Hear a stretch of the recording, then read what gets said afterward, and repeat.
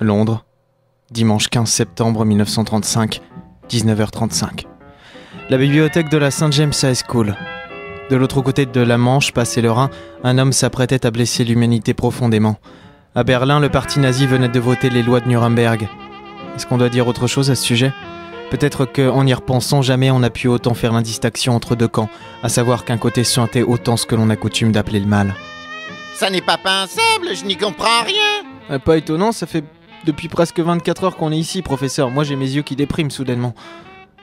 24 heures, à fouiner dans des bouquins, à refaire le voyage des yeux de l'ange bleu dans notre tête, à établir la liste complète de ceux qui avaient pu tenir entre leurs mains les deux pierres précieuses.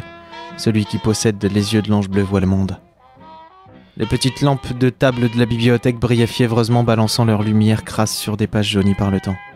Je commence à comprendre pourquoi vous voulez continuer l'aventure, monsieur Buxley. En réalité, vous aimez vous plaindre. Bien sûr, on va dire ça. Moi, j'ai juste peur de passer un an au milieu de bouquins où il n'y a même pas de femmes en sous-vêtements affriolants dedans.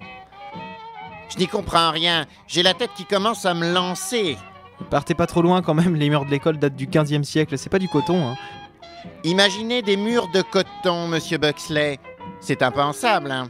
Ah, ce serait bien, ce serait doux. On pourrait faire beaucoup de choses agréables contre un mur de coton. Bon, allez, dites-moi ce qui vous tracasse autant. Avez-vous déjà essayé de tout remettre dans l'ordre, monsieur Buxley ? Hein ? Depuis le début, avez-vous réfléchi au sens de notre quête ? Bah, à vrai dire non. Pour moi, c'était tout le temps tout droit qui t'a foncé dans un mur, pourquoi ? Connaissez-vous le sens du mot anachronisme ? De droite à gauche, comme n'importe quel mot. Imaginez une radio à l'époque de Jules César. J'essaye surtout de m'imaginer l'époque de Jules César. Les mecs qui s'habillent avec des jupettes, ça m'a toujours laissé pantois. Le professeur qui a laissé dériver son regard sur le livre ouvert devant lui.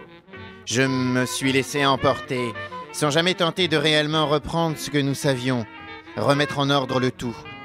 Si je l'avais fait avant, j'aurais pu découvrir certaines choses. Comme le fait que rien n'arrive par hasard, finalement. Si vous pouviez faire des phrases simples, directes, qui vont droit au but, ça m'aiderait. Avons-nous réellement dressé un plan complet du parcours des yeux de l'ange bleu, depuis leur première citation dans le parchemin hébreu jusqu'aux mémoires du moine Tagada de l'abbaye de Soin-Soin ? Oui, en France, si je me souviens bien. Et qu'avons-nous ressorti de tout cela ? Qu'on était fatigués, qu'il fallait nous coucher, que pour vous, j'étais amoureux de Laura. Ah oui, c'est vrai, je vous l'avais dit.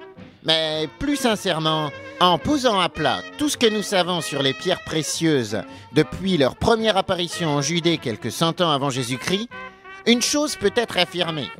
Qu'on est dans la merde jusqu'au cou ? Je n'utiliserai pas ces termes-là, par respect pour mon colon. Mais c'est plus ou moins cela, oui.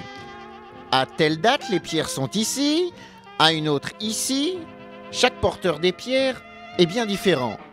Tous le font pour garder un secret plus qu'une richesse. C'est cela, oui, un secret.